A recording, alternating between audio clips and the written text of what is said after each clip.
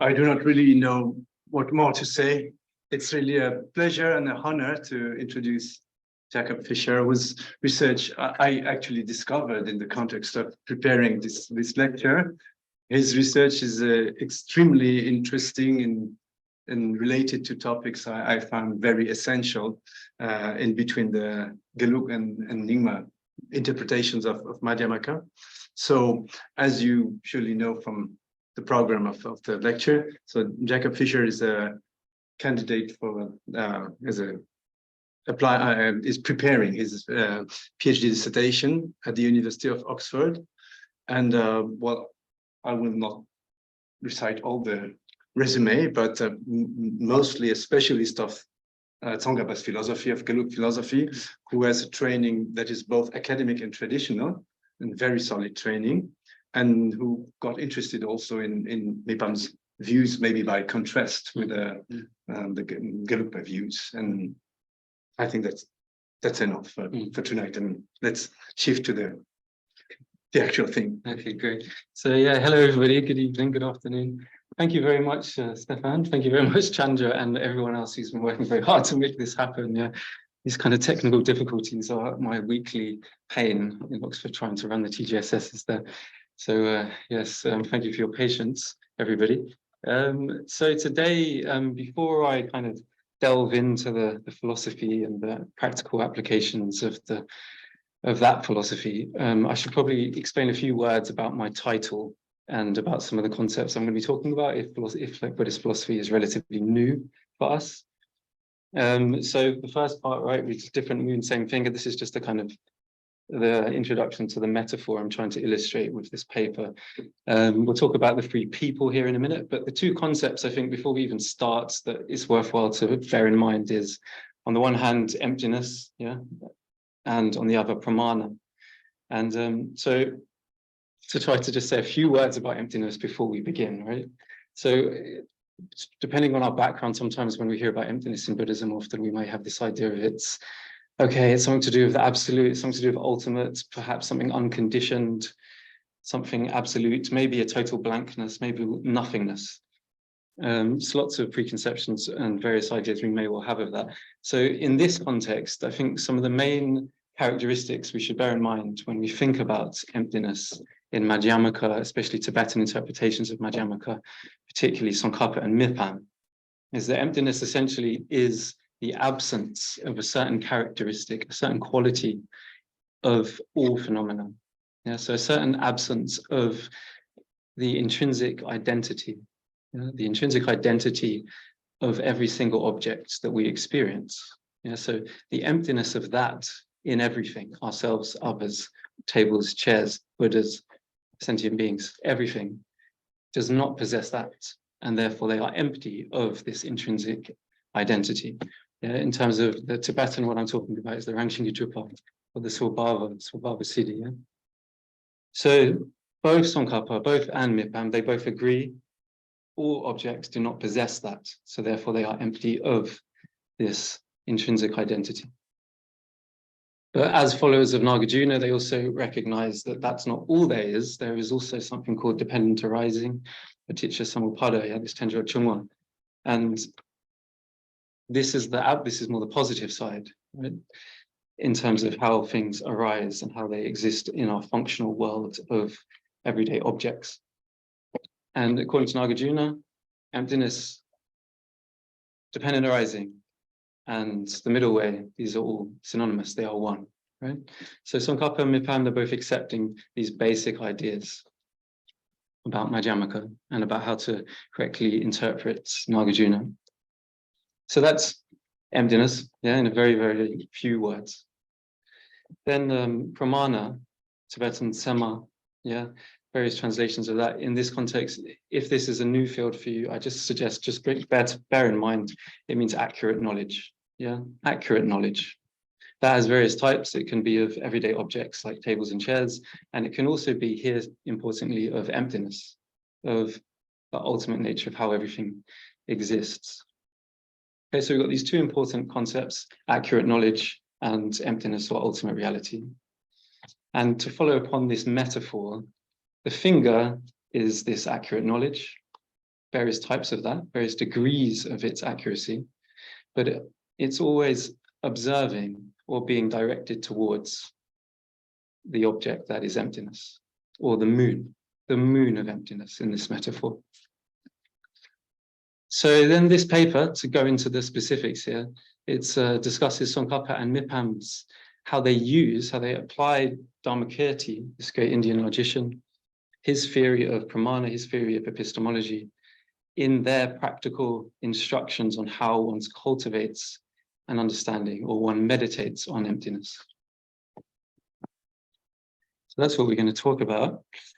And to give you a basic outline of the presentation, come on.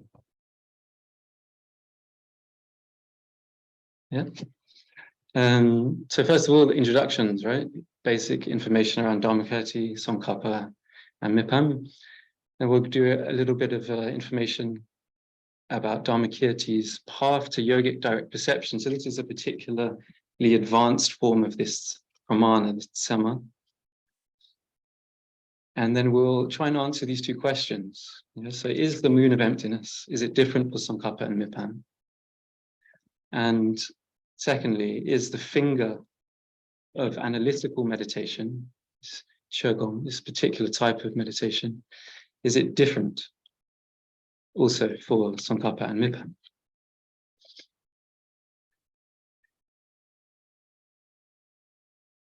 And to begin, Dharmakirti, so just a few words. Dharmakirti, this great epistemologist and logician from India from roughly 6th, 7th century, a little bit of debate around his dates, but a huge, but incredibly important author for Buddhism, representing a very specific period in Buddhist history. And he brought many of the core fundamental Buddhist doctrines into discourse with non-Buddhists and attempted to approve all of those with language, with concepts, and with logic that non-Buddhists would be able to enter into a discussion with him through. He wrote his 6 or 7 treatises on logic and ended up becoming incredibly important for Indian Buddhism, and also particularly for Tibetan Buddhism. All 4 lineages, all 4 main lineages at least. Jonangpa's may be debatable, their use of Dharmakirti. And then, so let's go to the next 2. So then we've got Tsongkhapa. This, in a very general way, we can describe him as the founder of the Gelugpa tradition. Whether or not he intended to found it is a kind of question, but the founder of what was originally called the Ganden Riwowa tradition, or the Gandempas, on Ganden Mountain.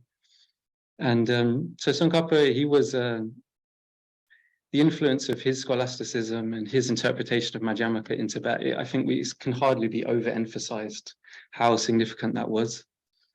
Outstanding. There's just no doubt how kind of deep and critical and lucid his expositions are, but they're also incredibly controversial. He really did set a new standard for polemics and arguably Madhyamaka discourse in Tibet. And that subsequent generations of Tibetan scholars, they'd essentially be forced to match that. They'd have to meet him on that level of critical analysis. Through 30 or more years of teaching, writing these authoritative commentaries on the Indian Shastras, he would gather a huge following of devotees. And by the time of his death, as Shakya Chogden writes in his 15th century commentary, around the 15th century, it seems most people in Tibet, they were embracing Tsongkhapa's teachings. So this is actually in the words of a critique, someone who strongly critiqued Tsongkhapa, but still recognizes his incredible influence and popularity during his day and obviously afterwards. The reasons for Tsongkhapa's incredible influence and popularity and success are obviously a subject of debate. There's a lot to be said there. There is lots of political aspects of Tibetan society at that time that were in place, allowing him to do the kind of work he did. There was a period of peace He also had the support, the financial and political support of the Pramāṇas, specifically Mipham Gyatso, and it seems most of the political figures of his day in central Tibet were also behind Tsonkhapa, helping him establish the great Monlam prayer festival in Lhasa and so on, build Ganden Monastery. So he had all the right outer conditions that also helped him become so famous and so successful. Then when we talk about Mipham Gyatso is quite a different period in Tibetan history, quite a different figure as well. So Mipham, on the other hand, he enjoyed the blessings, let's say, of perspective, where he could look back in the late 19th century, very early 20th century, and over 1,000 years of Tibetan dialectics and polemics on Madhyamaka, and weighing up these various opinions, and choosing the bits he liked, refuting the bits he didn't like, and essentially bringing into Tibet a very specific Nyingma interpretation of all of the Shastra, the Indian Shastras that were very popular at his time. So he is said to have really brought a new, unique Nyingma interpretation of these Shastras, of these Indian Shastras, that didn't exist before his time. And so he wrote commentaries on all of these major texts like Abhisamayalankara, Madhyamaka, Vatara, pramana Vartika, 5 texts of Maitreya, and so on. He was a student of Patrul Rinpoche, Jamin Khyentse Wangpo, spent most of his life in retreat, writing texts in between sessions. And he was a huge exeget. I mean, he had a huge corpus. He wrote texts on not just philosophical subjects, but also practical carpentry and even on the Kama Sutra. And obviously from an important figure in the Rime movement, right?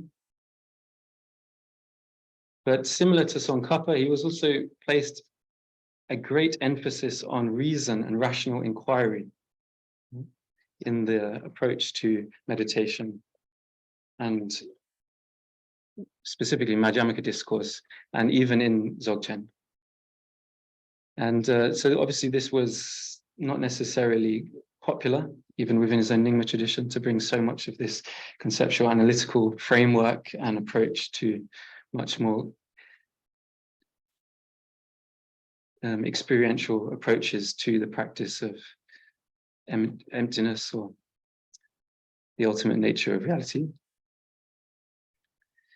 And he also follows Tsonkhapa in many ways. There are many aspects of his interpretation of Madhyamaka that are similar to Tsonkhapa, and we will touch on a couple of those.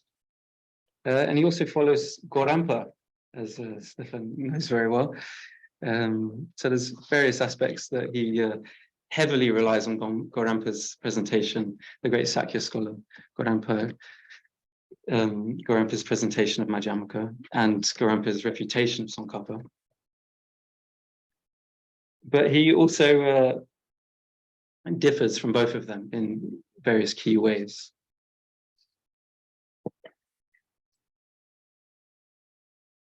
So these two Tibetan exegetes, right, Tsonkhapa and Mipham, their Gelug and Nyingma traditions, they're renowned for their distinct views on Madhyamaka now, right? Like in modern scholarship, it's quite a known subject. Tsonkhapa has a very distinct view, Mipham attempts to refute that, and so on. And there's a lot of great scholarship on this. And I should mention the kinds of work that I'm relying upon here that have been done before me. John Petit, Karma Punsot. Of course, Douglas Duckworth, excellent, absolutely fantastic work on Mipham, Marcus Viebeck, Gregory Poig. So all of these are fantastic work on Mipham, and I think this small paper is just offering a slightly different perspective on the comparison between Tsonkhapa and Mipham. But I heavily rely on those previous scholars' work.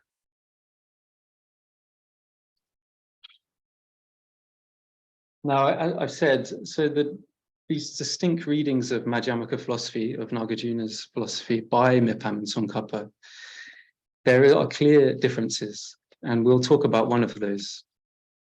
However, they both follow Dharmakirti's, this great logician's, analytical and gradual approach to generating this accurate knowledge of ultimate truth or of reality.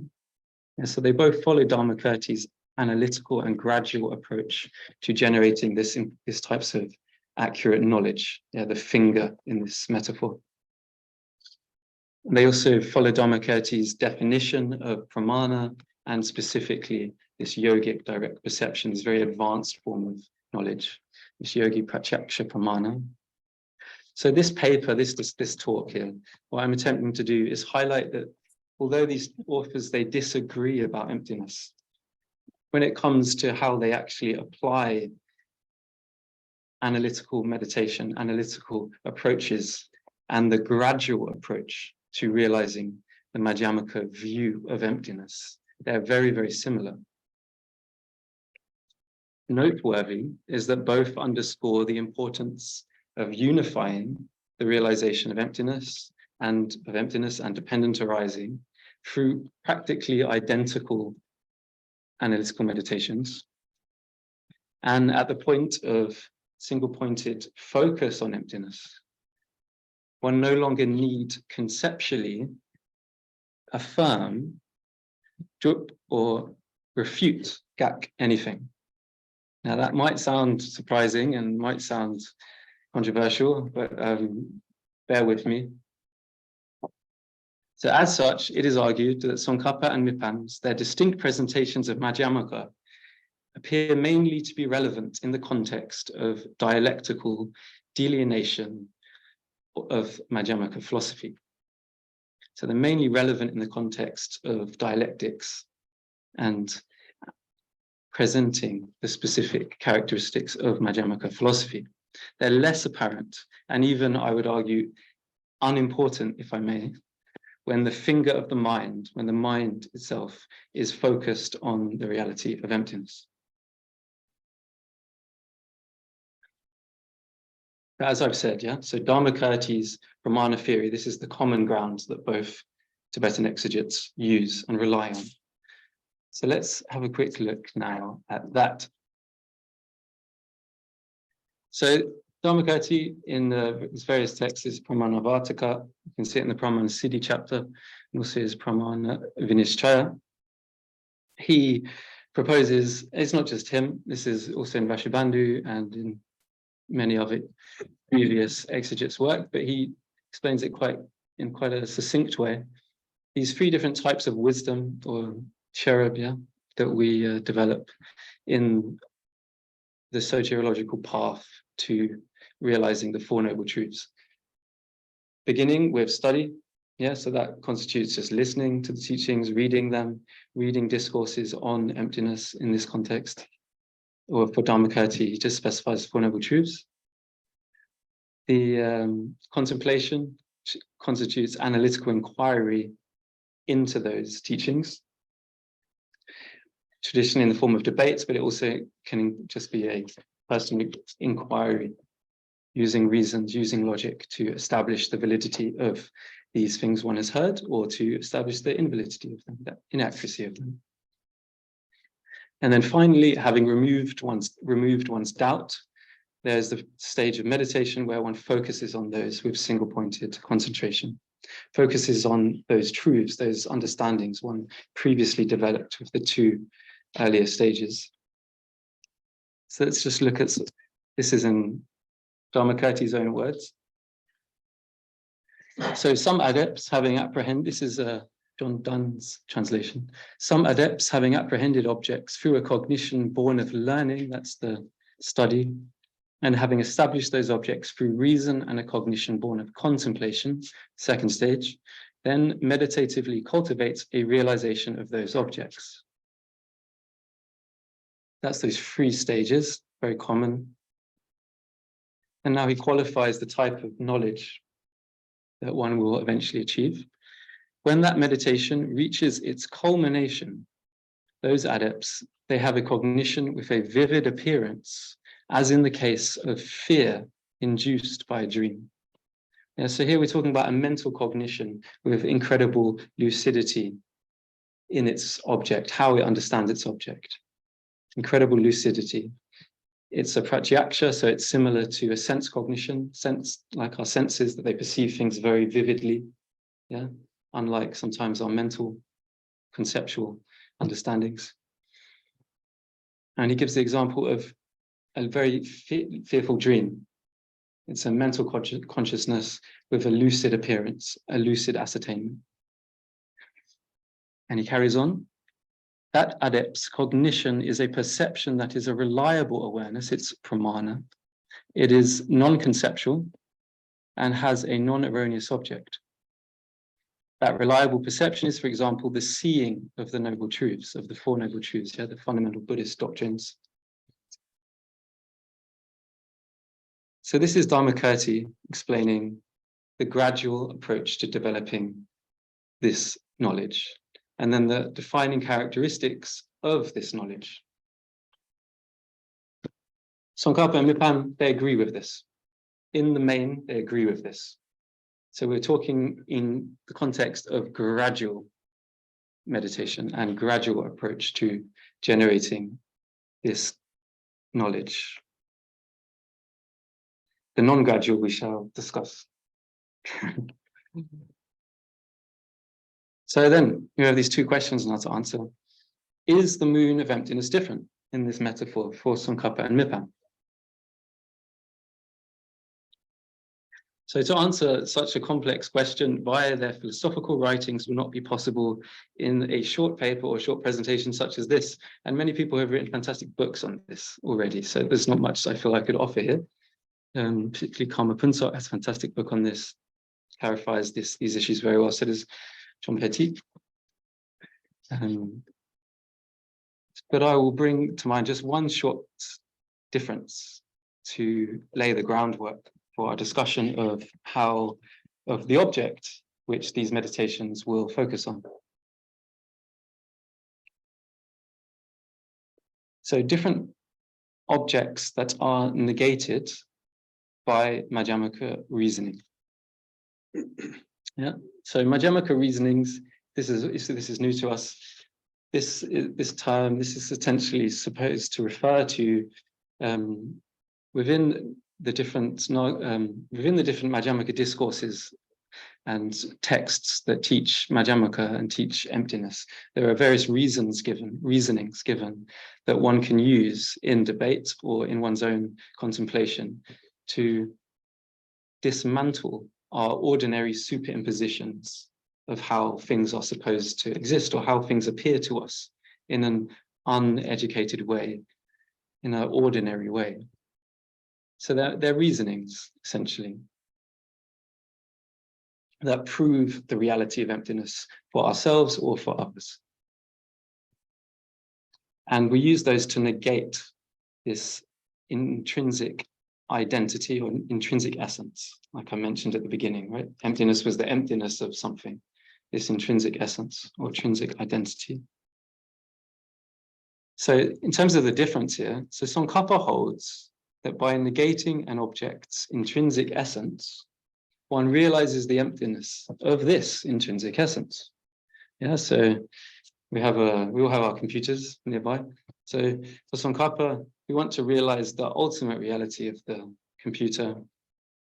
We analyze within the parts of the computer, for example, what really is this intrinsic essence of the computer? Is it the left of the computer, the right, the top, the screen, the keys, the hardware, the plug port?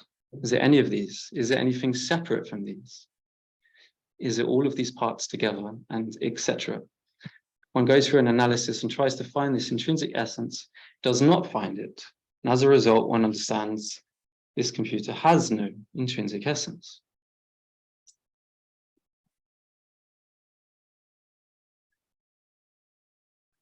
That's on the negative side. On the more positive or dependent arising side, it still leaves the integrity of the conventional object unscathed. Yeah, the transactional object, the computer as we ordinarily use it before we enter into any type of analysis of really what constitutes the essence of this computer. Prior to that type of analysis, when I say, oh, can you turn on the computer? Can you fix the Zoom? Can we, then we all know what we're talking about, right? So on that level of conventions, transactional, on transactions, this type of analysis where we use Madhyamika reasonings, it does not refute that. So that's Tsonkhapa, these two sides, the emptiness of intrinsic essence and the conventional object that is not harmed. Whereas Mipham holds that by negating the existence of the object itself, one realizes the emptiness of the object's intrinsic essence.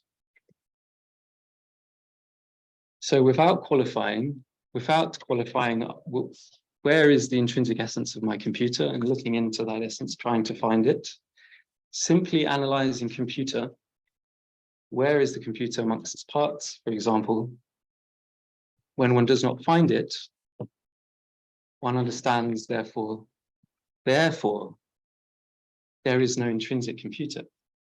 It is merely an imputation.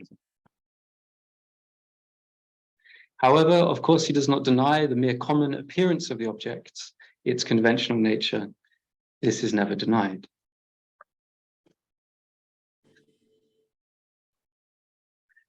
So this is one of the small differences, and I'm very open to discuss if this interpretation of this particular difference does not feel comfortable with anyone. But this is one difference. And I'll leave it there because I don't want to spend too much time on this. This is a big subject of debate. So let's move to the next question. Is the finger of analytical meditation different?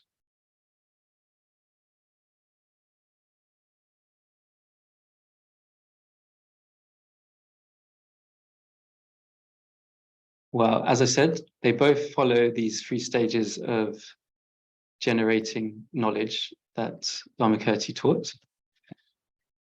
So Tsonkhapa, he of course encourages this incredible emphasis Tsonkhapa places on study, on gaining a conceptual and an analytical understanding of the entire Buddhist path that was inherited from India, Sutra and Tantra.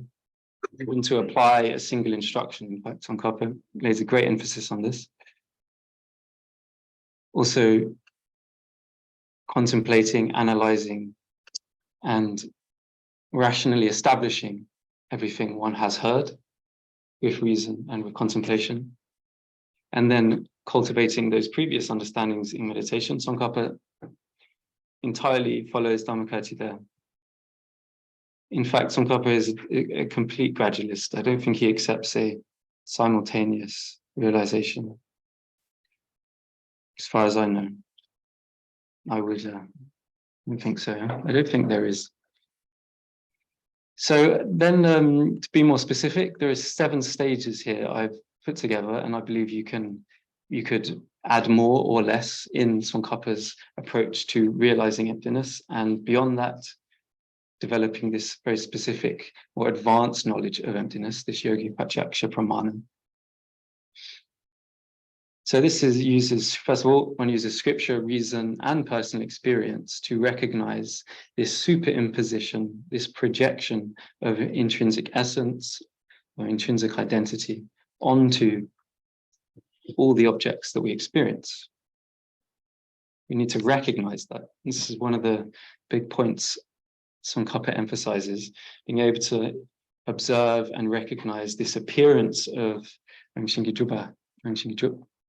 or just intrinsic essence, appearance of that in our own experience. Then there is the negation of that. We use these Madhyamaka reasonings to analyze that appearance. Does that correspond to reality? Does that correspond to how things really exist when we analyze with critical analysis? If one does that, the first 2 stages thoroughly and accurately as possible, one has a realization of the emptiness of this intrinsic essence. One has an actual experiential understanding of this lack of intrinsic essence.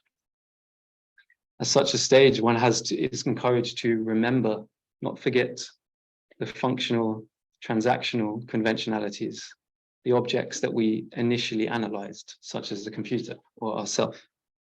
Yeah, to not fall into the extreme of total nihilism. Yeah, following that, if we carry on this process of analysis, we will get to a stage where we unify the realizations of emptiness and dependent arising, or we see the non-contradictoriness of these two characteristics of reality,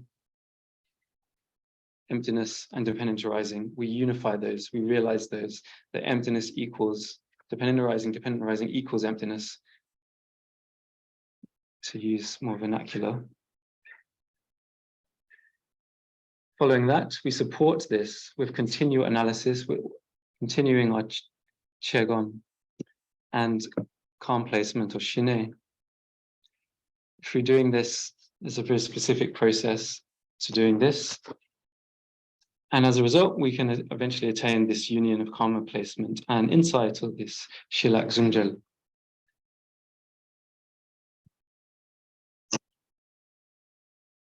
And as a result, if we continue that on, eventually we reach this yogic direct perception, yeah, the Nelja Muntum, or Yogi Pachaksha. It is this direct, as we saw Dharmakirti define previously, that directly perceives its object, be it the Four Noble Truths, or more specifically, emptiness in this context. So these are just 7 stages. We could definitely expand these or subsume them into lesser numbers, but this is gives us a general overview of Tsongkhapas. This is taken from the Lamrim Chenmo, Lamrim Dring, Komparabso, etc. Then Mipham. So we know Mipham as this great Dzogchen, right? The great, someone who teaches and practices and writes and is a proponent of Dzogchen, which is, many of us generally understand Dzogchen as a non-gradual approach to enlightenment, approach to reality. So Mipham presenting a gradual approach may sound somewhat striking, but if we look in Mipham's commentary to the Guya Garbha Tantra, is Senyingpo, and also his commentary to Chandrakshitas Umagen, we can see this 4-stage process where he encourages those who are not the particular Chikchawa types, the instantaneous, to actually approach the more esoteric tantric path gradually through the 4 stages, which is I'm about to go through. And he says it's very rare that someone does not need these 4 stages or a gradual approach to Madhyamaka. In fact, he says it's impossible to realize Dzogchen without understanding Madhyamaka. He says such people are plagued with doubts. You can see this in his Nyeshe Rinpoche Dome.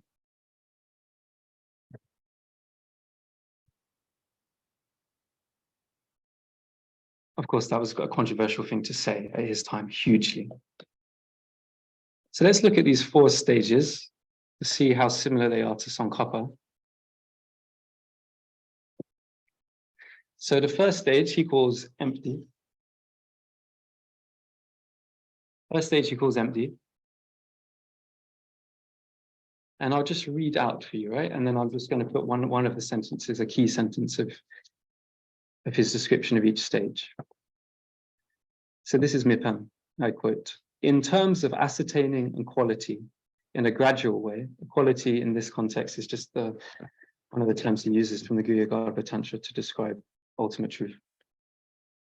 "Beginners should begin by correctly examining the reasons that prove emptiness," those Madhyamaka reasonings I discussed, "such as the logical analysis of investigating singularity and multiplicity. When one reflects on the meaning of non-existence at that time, when one looked for the computer and does not find it, no computer. In relation to a vase, he gives the example of a vase, for instance, one will find that although things seem to exist when one does not investigate, Nothing can be found upon analysis. When one looks for it, one cannot find.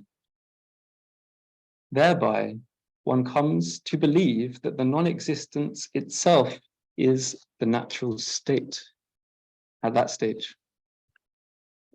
Thus, an image of emptiness manifests in a process of alternation between appearance and emptiness.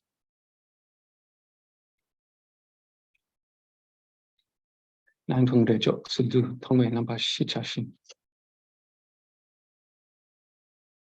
that's the first stage. Very similar to Tsonkhapa, except he does not talk about recognizing the appearance of this intrinsic essence. Next stage, unity. Okay. At this stage, I quote Mipham, one will develop an extraordinary certainty about phenomena being empty while apparent, and apparent while empty, like the moon's reflection in a pool of water. Here we see the moon, it appears in the pool of water, but the pool of water is empty of that moon.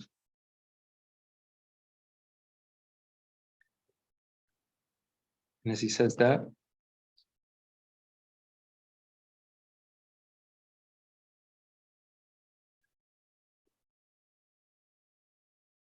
so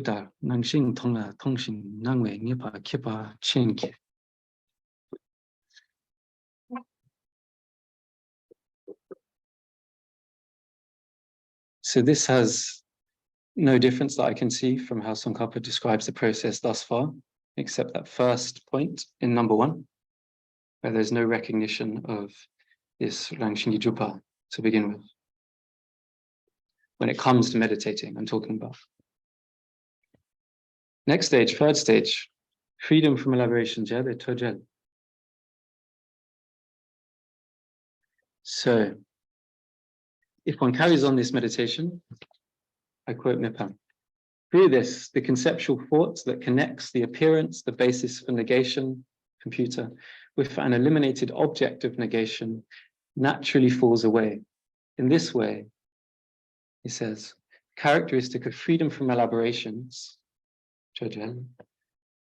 such as the ability to remain naturally without negation and affirmation, adding and removing will dawn. And so at this stage, there is this ability to remain in this great certainty, this nyeshe, without gak, without drup, without sel, without shat.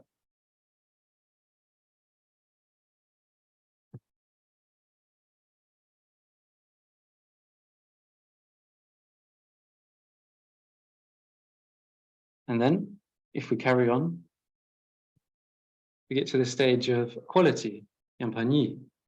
And I'm proposing this is yogi pratyaksha pramana. Debatable, but I think if we looked in the Nyingpo commentary to the Gyurgaba, we could prove that, but not to do that now.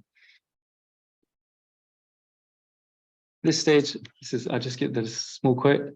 This process reaches a point of culmination by bringing forth a distinctive certainty that the nature of all phenomena is one of equality.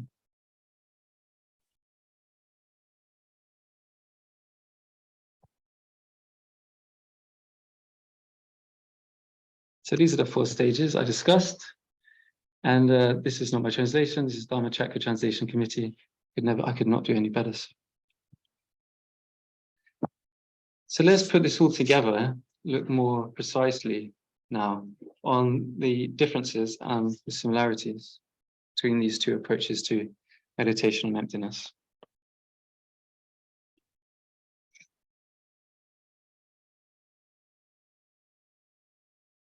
So one of the biggest differences is whether there must be apprehension, migpa, or grasping, dzintang, in the cognition of emptiness. Yeah, so they have this quite a difference in terms of how they describe the mind should behave when it realizes emptiness. Yeah, So for Tsonkhapa, all realizations of emptiness, whether they are conceptual, whether they are direct, they have migpa, they apprehend, or they are directed towards, and they grasp emptiness. Yeah, this zintang, this modal grasping, stylized grasping, however you want to translate that. And this refers to a particular characteristic of how the mind behaves, how it grasps, how it observes its object, emptiness. Even in a direct realization of an area, there are migpas. Whereas Mipham, only the initial realizations of emptiness apprehend and grasp emptiness. Yeah, initial realization. So you can see this in this. There is a stage where it is necessary, up until freedom from elaborations. That third stage amongst the four. Now, in terms of their similarities, we can see they both encourage this gradual analysis for insight. There are exceptions for Mipham, definitely, but still they do both encourage this gradual analysis to have this insight of emptiness. They both encourage use of Madhyamaka reasonings to negate intrinsic nature. Initially, this is realized as a stark negation of intrinsic essence, this non-affirming negative, this negate.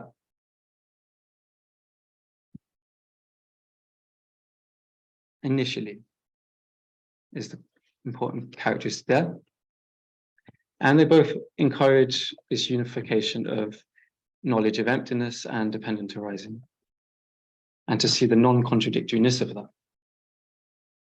And they also encourage that one to repeat analysis when one's certainty in emptiness begins to wane, begins to decrease.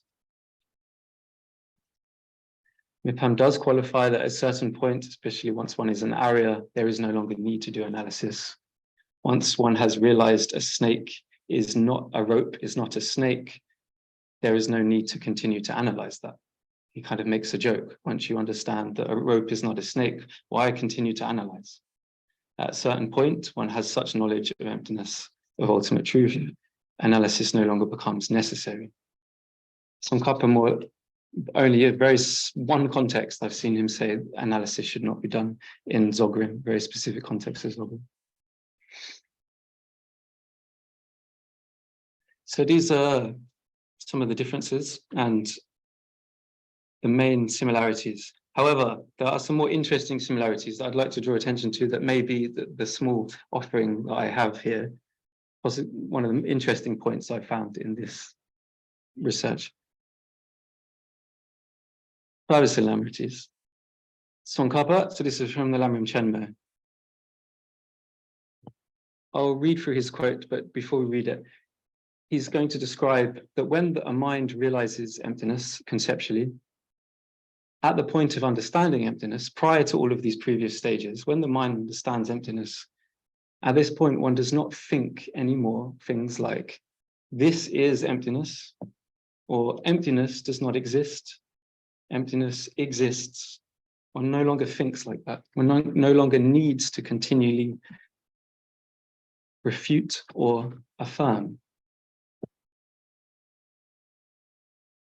I quote Tsongkhapa, the definite knowledge which apprehends that something, such as a seedling, a seed, lacks essential or intrinsic nature, apprehends that there is no intrinsic nature in this seedling. It apprehends there is no intrinsic nature in the seedling. It does not think this absence of intrinsic nature exists, nor does it think this absence of intrinsic nature does not exist. There's a Tibetan.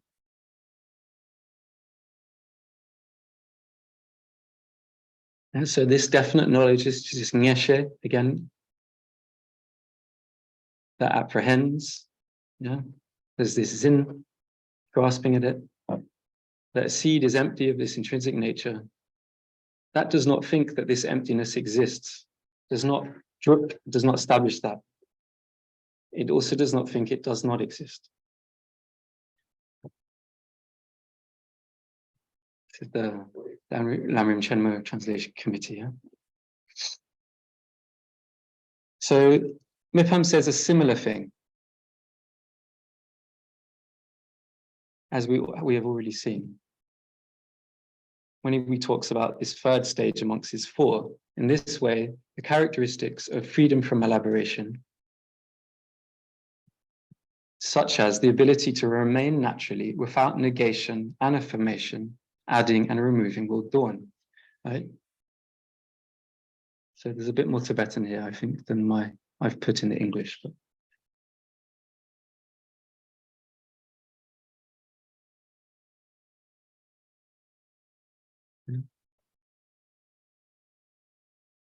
Backdrop cell chat mepa. So chatting mepa.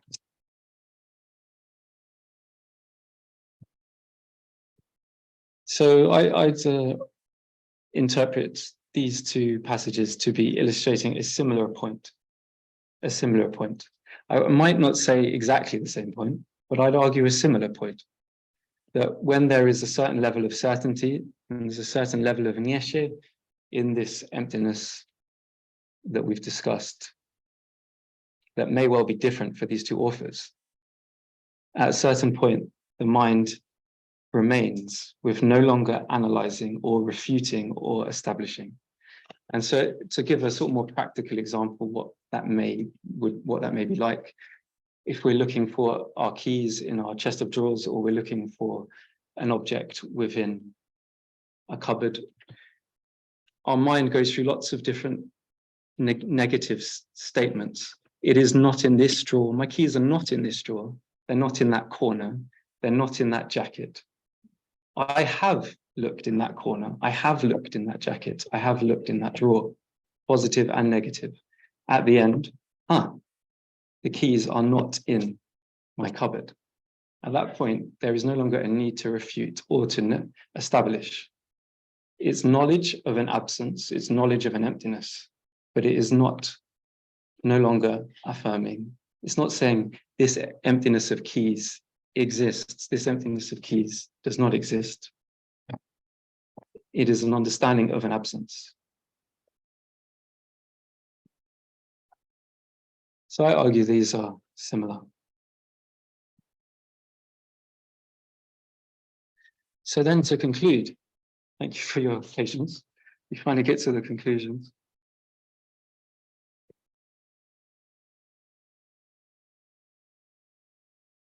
So due to their distinct readings of Madhyamaka, Mipham and Tsongkhapa, it's quite clear they disagree about the nature of the ultimate in their philosophical works on many points. However, for example, if there always must be this apprehension, the migpa, or the zintang, this grasping of emptiness, as one realizes it, they disagree about that. Mipham, sometimes we need it. Eventually, we will transcend that. Tsonkhapa, it's always present. That's just how a consciousness realizes its object. All consciousnesses can see that.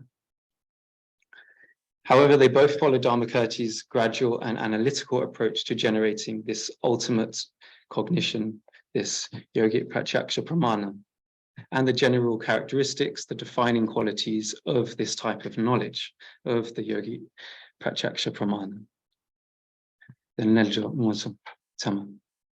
They also concur on many other points, in particular the need to refute this intrinsic essence with Madhyamika reasonings, to see the non-contradictingness of emptiness and dependent arising, that during meditative absorption on emptiness, one should remain free from any further conceptual affirmations and negations, as long as the certainty does not wane. Tsongkhapa does say to continue analysis to develop further certainty, but as long as that nyeshe, as long as that certainty is present, there is no longer a need. Their different presentations of Madhyamaka, therefore, appear to be relevant maybe more relevant in the context of polemical and dialectical characterizations of the ultimate, and far less relevant in the context of practical meditation, practical gradual meditation on Madhyamaka, to be precise. Finally, although Mipham refutes many of Tsongkhapa's ideas on Madhyamaka, ultimately, he believed they actually held the same view of Madhyamaka. And he famously cites him, although he takes Tsongkhapa as the Gakcha in many texts to refute. In his commentary to the Ummaghen, he actually quotes Tsongkhapa's very famous, important verse of the Namso Lamsum. It's quite Hunsok and John Petit, they both quote this verse. But Mipham quotes Tsongkhapa's verse here to show this, to show that ultimately he believed that Tsongkhapa and himself held the same view, although Tsongkhapa had to present a different view due to the conditions of his time and for the capacities of his students. So when those realizations of emptiness and dependent arise simultaneously, and through merely seeing dependent arising as undeceiving, your definite knowledge destroys all ways of grasping Xintang at objects at that time, your analysis of the view of emptiness is perfected. Yeah. So perhaps what I'm saying is not all that revolutionary or not all that interesting, but I find some of the practical instructions on meditating on emptiness by these two great philosophers and Buddhist practitioners, if we read their philosophical writings in light of those, it gives us a new insight in their actual final view. Hence the title, Same Moon, Different Moon, Same Finger, question mark. That's the hypothesis. So that's all I have to say today. So thank you very much for your attention.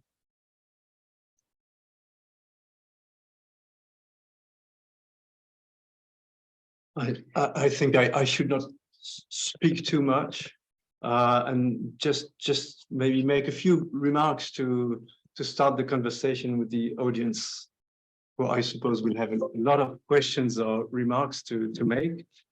I really like your paper, your presentation. I find it very lucid, very provocative, and in fact quite convincing. And also I find it very precious that you sort of stress the subject side of the ultimate nature, sort of, because though this point was known of old Buddhology, I mean, all this research on the whatever, like Abhisamaya Alankara, these texts were known, but when I was a student, there was an enormous focus on the object, I mean, emptiness, or maybe even Buddha nature, whatever, on whichever side you would be. Few people were discussing like the nature of this knowledge that understands emptiness. And I find it extremely interesting. Now, what I wonder when I'm listening to you is, but this is a tricky question, I'm aware. What is really Mipham's purpose, Mipham's intention in those texts you are commenting? I mean, there are other texts that you are not using, like for example, the Nyuksem Kosum, which is of course not really a writing by Mipham, because it's considered redacting notes from Mipham's teaching, but it's very much more likely to convey his ultimate understanding. My point is, what is really the consistency of Mipham's thought? How does it work as a whole? How does it work as a system? What is he aiming at? And the point is, to me, maybe I'm wrong, or maybe I think that for Mipham, ultimately, the finger is the moon, in fact, that there is really not a cognizing subject that is different from the object to be known. And I think that is a very fundamental difference, is that the ultimate is self-cognizant, inherently self-cognizant.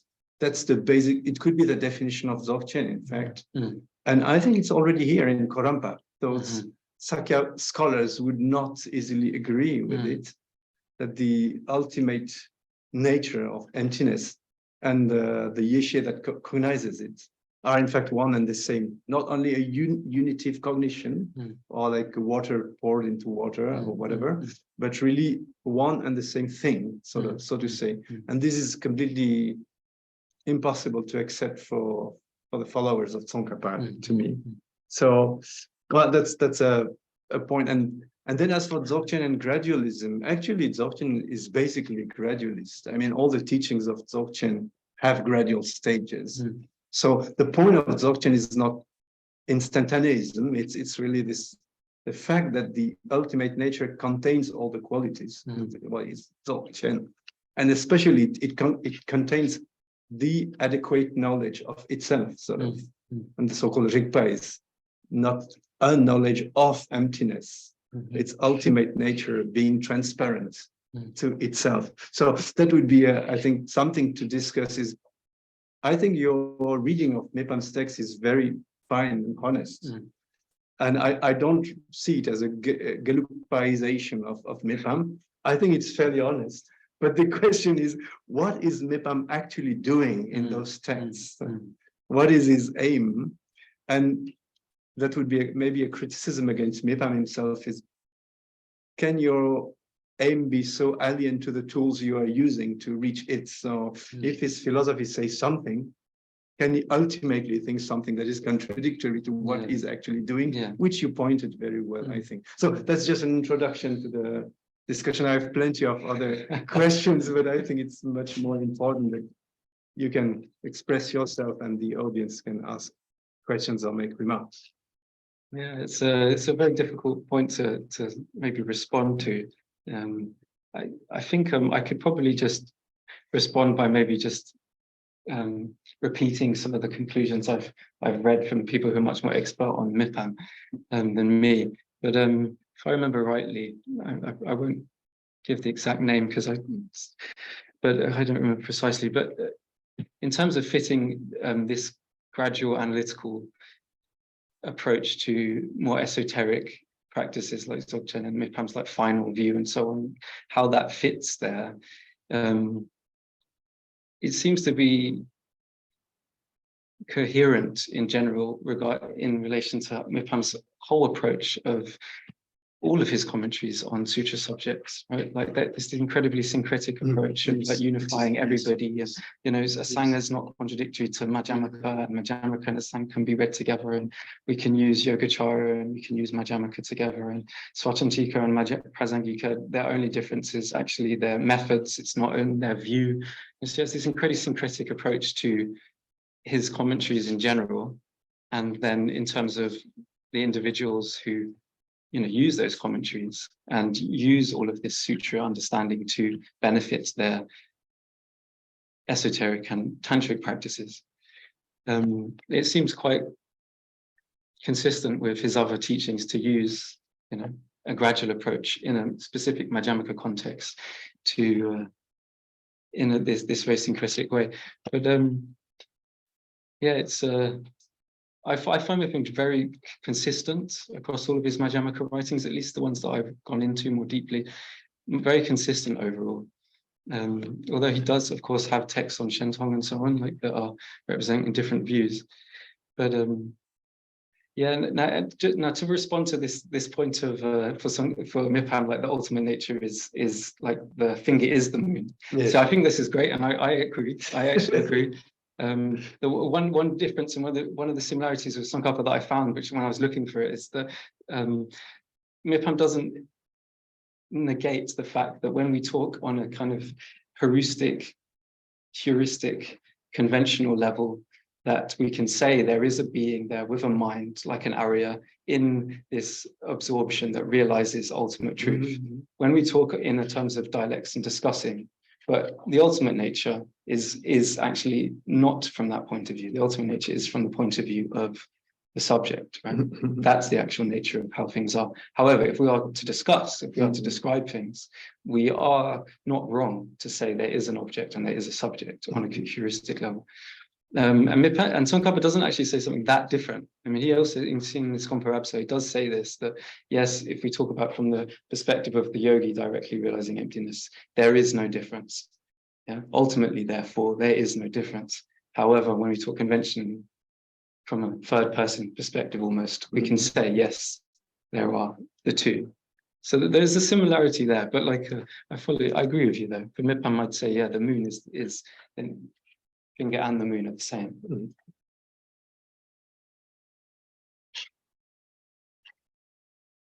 Questions, remarks? Even our friends and colleagues in the Zoom. You can really ask questions also in the written form. Well, else I will ask. Yeah. Please. Ask it strongly because. So my question is that I'm not a philosopher, but I work on biographies. So I read like very little about philosophy in Buddhism, but I talk to a lot of people, and it's my impression that again for Gindin Chunpe, he has this critic of a lot of people say it's a critic of Tsongkhapa, and it's more in line with the Mipham and the Sachastu, and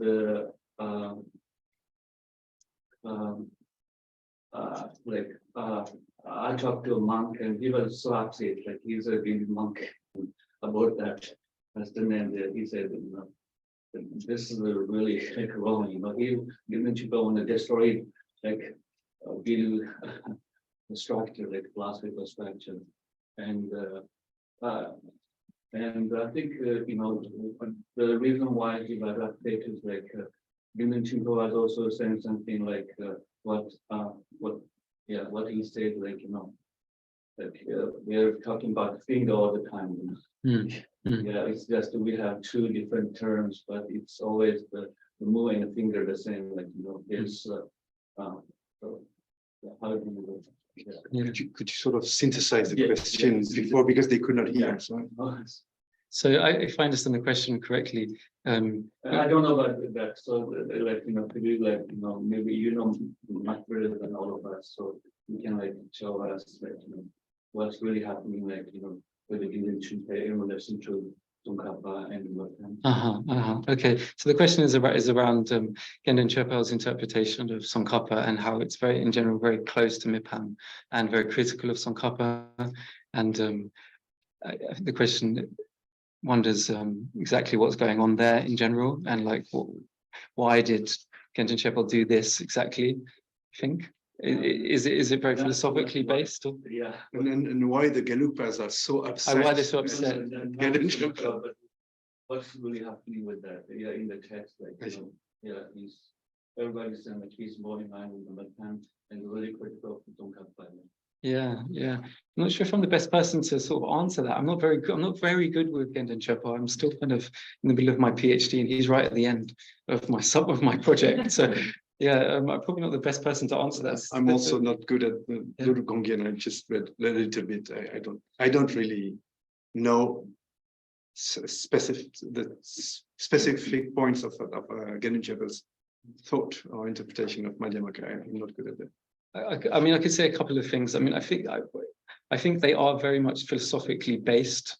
It's not just, he's just angry with his monastery and his teacher, and therefore he's written some commentary to try to refute Tsongkhapa that doesn't work. What I have seen is it's incredibly astute. Most of it is very, very precise philosophy, and he has a real point. And if I remember correctly, I take this with a pinch of salt. But one of the major criticisms against Tsongkhapa by a lot of his opponents is this huge emphasis Tsongkhapa lays and puts on conventionally existing objects.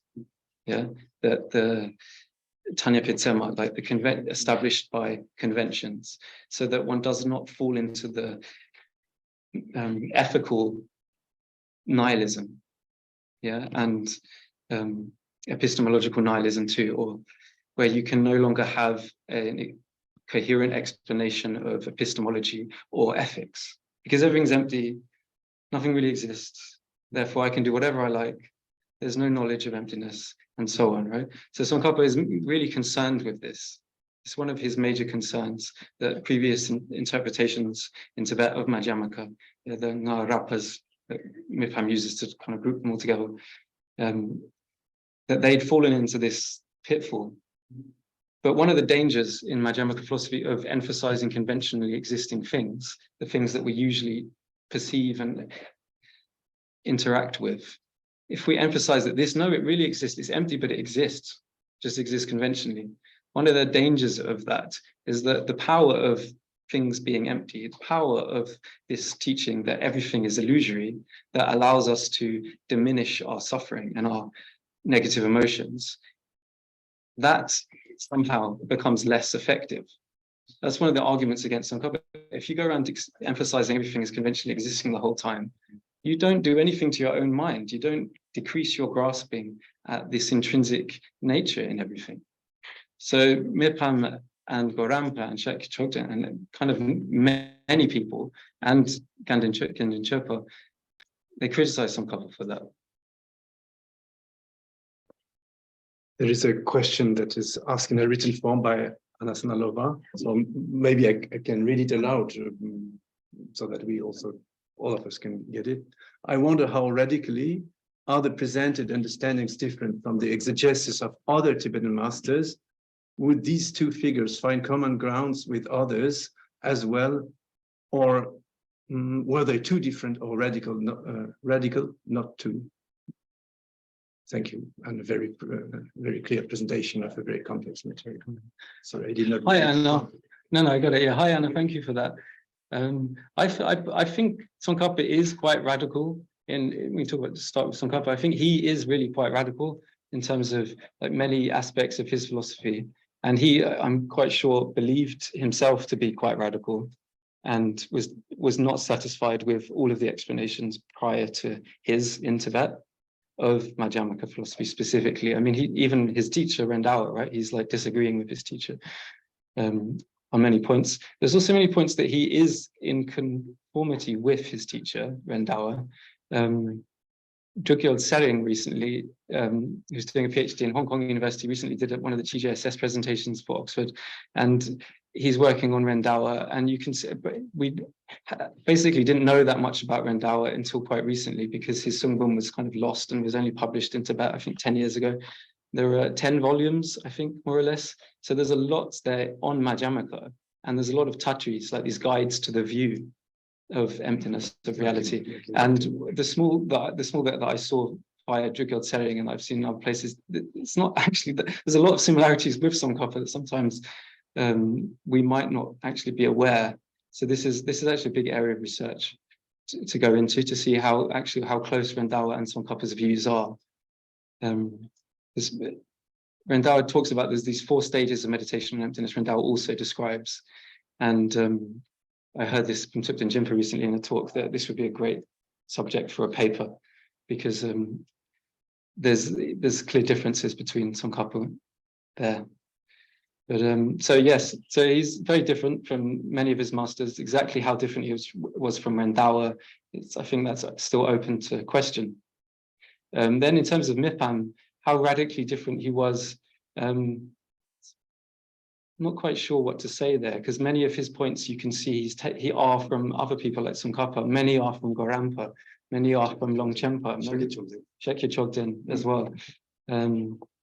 So it's but his synthesis, I think, is radically different. I think his synthetic approach of systematizing everybody in a sense, and without contradiction, and in a very respectful way. I mean, he might refute many people, but he's always considers them these great masters that he's in this remade approach. Stéphane, what would you say there? Well, I think that, I mean, maybe if we go to another scale, sort of, Tibetan philosophy is something completely different from what we usually call philosophy in in the West, I mean, since the modern times.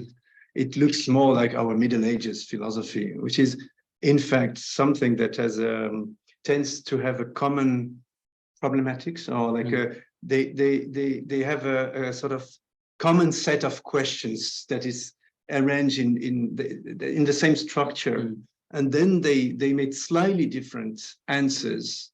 But when you sort of turn this rigid machine a few degrees, then everything is slightly changed.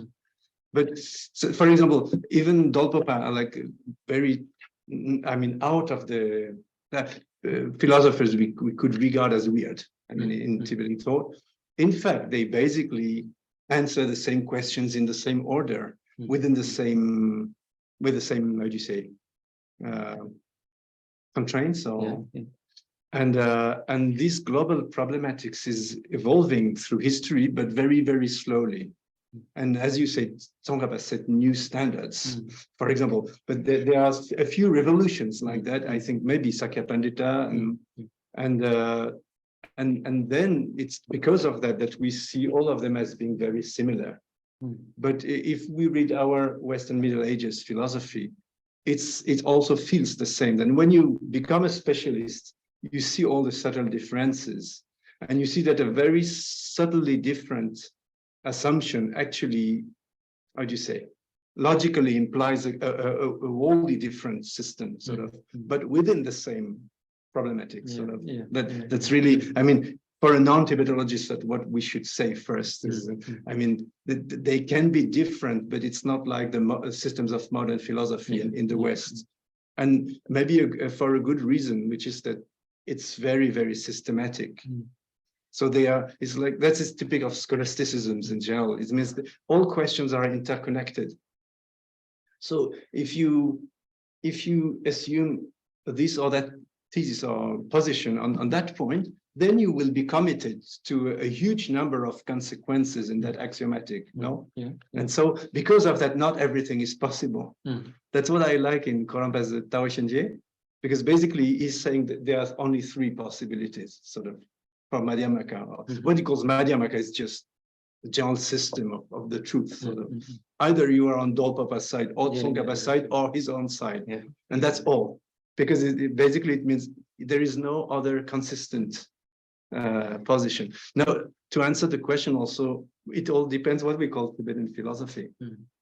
Because, for example, Longchenpa is completely weird in this context, though, of course, he shares a lot of, and it depends what we call philosophers. If we decide to call philosophers those who practice standard scholastic philosophy, then it feels as I was saying. But then if we include among philosophers, I don't know, Karmapakshi, or, I mean, all these strange, weird, very powerful thinkers, actually, then it might all be different. It depends.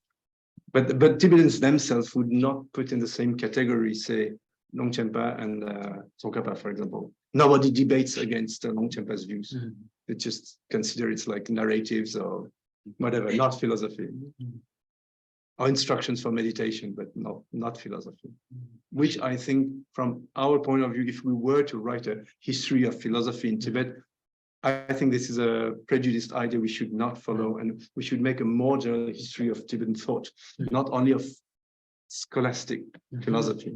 Don't you think so? Yeah, maybe. So working, my dissertation is on the history of philosophical thought in Tibet, particularly on a certain aspect of Madhyamaka.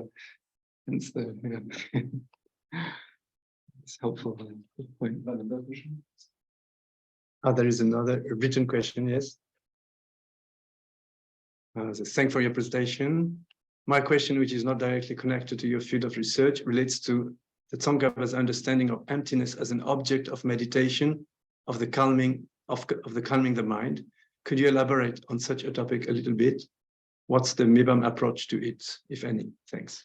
Yeah, so Tsongkhapa does, if you see in the Klatong section of the Lamrim Chenmo, Tsongkhapa does talk about using emptiness as an object to develop shamatha. But it's a possibility, right? You can, for certain individuals who have gone through the previous, various stages of study, reflection, and meditation, and they establish the view of emptiness. They can use that as an object to develop shamatha, and he explains how, right? But this is generally people of a certain type of capacity, because that's quite a difficult object to develop shamatha or calm abiding, calming the mind on the basis of, right? Because it's a very subtle object. It's a negative object, it's a subtle object.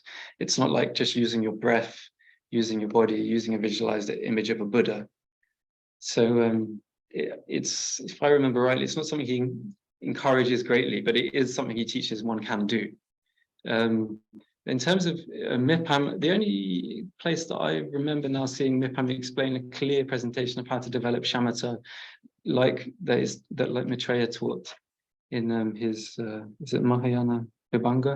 Anyway, in one of the classic explanation of developing shamatha with the 5 faults and the 8 antidotes. Yeah. So this Mipham explains that, and the 9 stages of Shine, etc. He explains that in his commentary on the Asanyingpa in the Guru Garbha Tantra, the general commentary to the Guru Garbha Tantra. He explains that there, but he doesn't talk about emptiness being an object. He talks about like you can see in some of the Longchen Yingtik, I think, objects. It's not quite the same. But I'm not completely clear myself. I'm sure Mipham says things in other contexts that I'm unaware of. I have mainly just familiar with Mipham's works on like Madhyamaka and some Tantra. I think part of the answer could be found in Longchenpa, in fact, in the Nasokorsum especially, because the main idea of the whole Nasokorsum is just to rest in the natural state. And so in the Nyingma approach, I mean, the Shine and Hakton understood this way are really one and the same, because when your mind just settles in its natural condition or basic nature, then it's just that the finger becomes the moon, or sort of. I mean, and also the rest, which is in fact Shine, if you like, is just the mind abiding in its settling back in its fundamental nature. So maybe that would work like that for Mipham, I suppose. It's not an artificially made concentration of the mind, or focusing of the mind on an object, which would be emptiness. That when it sort of subsides within its essence or ultimate nature, then it is calm and clear. Yeah. But he also does teach the stages, the gradual stages. It's true. No, it's true. That's why I'm a bit perplexed about the consistency of this thought. I'm not a specialist of Mipham, but I love his writings, but I'm not. I find, as you said, I find them very philosophically consistent, but I don't know how consistent they are with their ultimate, what we can suppose to be their purpose. Once I heard Nyingma Khenpo who said that in Mipham's writings, how did he say? He says that Koramba was the weapon and Longchenpa was the heart, or something like that. And it was meaning that philosophy was merely a tool, sort of. I don't remember which Western Middle Ages philosophers calls theology the war machine of faith, sort of. And the whole philosophy would be the war machine of faith or contemplation. That's what I was asking. Raising the issue whether it's consistent or not, because using philosophy as a tool to protect a faith that is completely alien, it's not very feasible, and it does not seem to be his approach. It's not. But still, I think the consistency of his thought should be inquired more. So, there is another question. About the Dutch monastery, like they have this scholar tradition for a long time, right? Dutch monastery income, like they have the philosophy college. In Dzogchen monastery. She's in there. She's in the college. So in their context, like,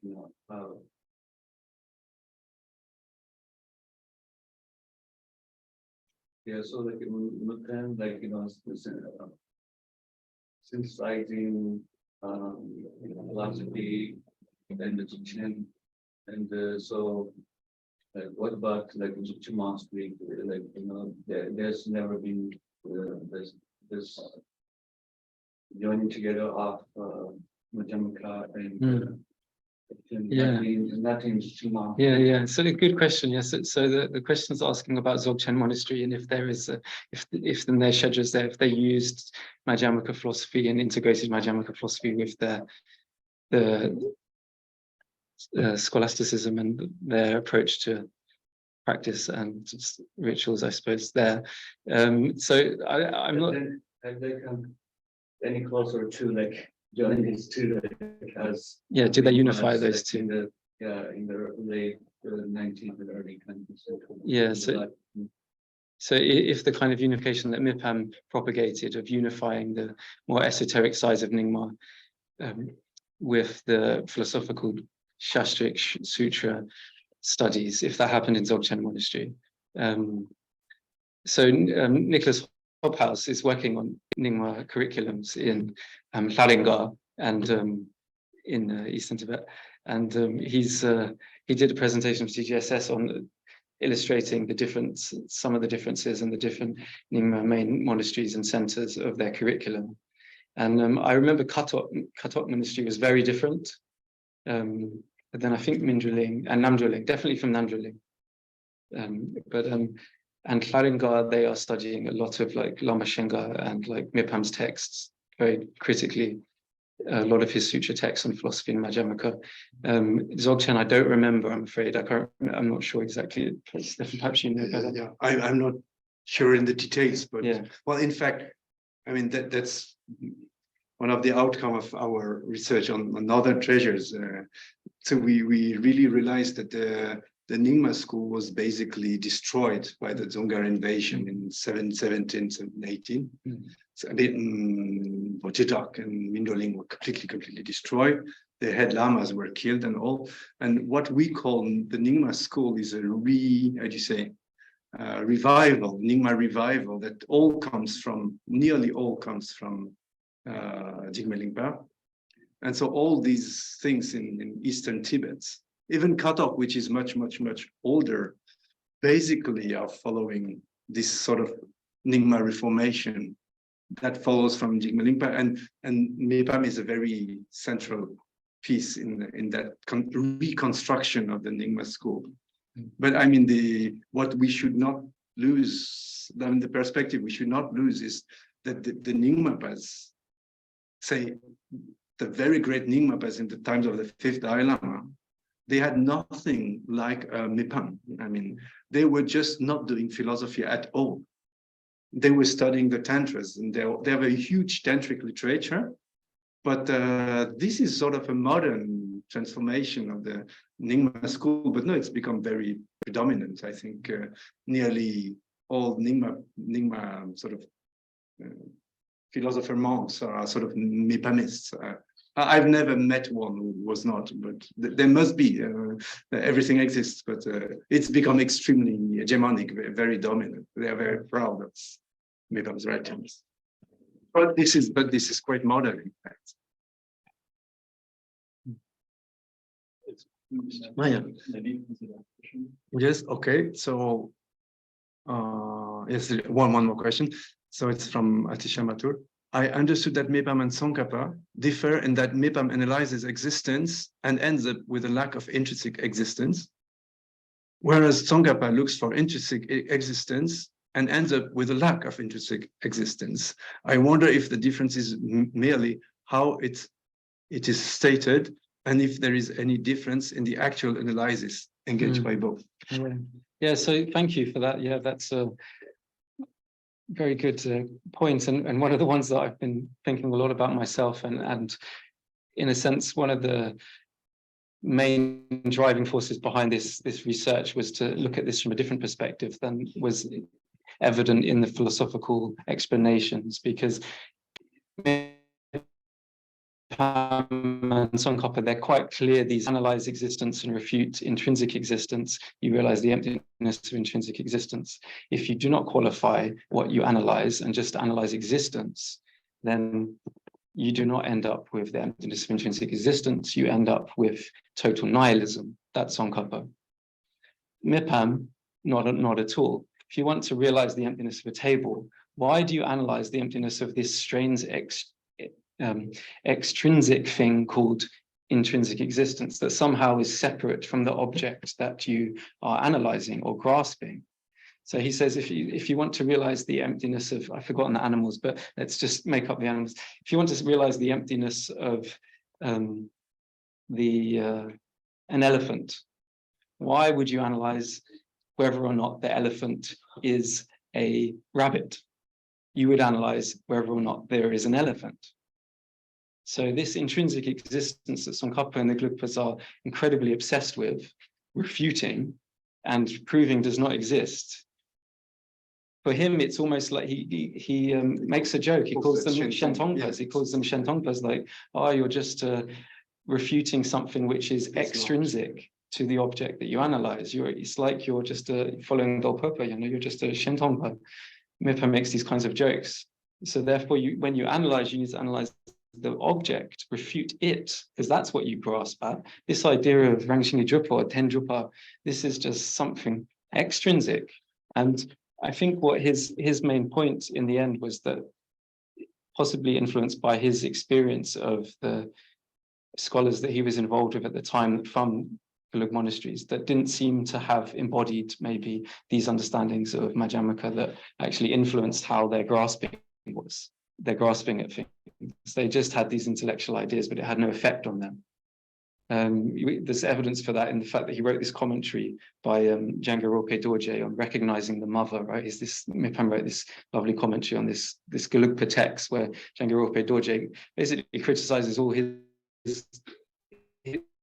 everyone pretty much, like non-Gelugpas and his own community of Gelugpas, for not recognizing really what they're refuting, not connecting what they're refuting when they analyze with Madhyamaka to themselves and to their own experience. They just take this hypothetical objects called intrinsic existence and negate that, but that has no effect on their actual experience. And so Mipham is trying to, I think, push back against that. So philosophically, there's definitely a difference in their writings. Whether or not in practical terms there's a big difference, I'm kind of hypothesizing there might not be. Not much commitment to that, but well, I think that was a wonderful lecture, brilliant, extremely substantial, and we really need to thank again Jack Fisher for his nice presentation. And I think this would be all for today. Okay. So thank you. Thank you so much.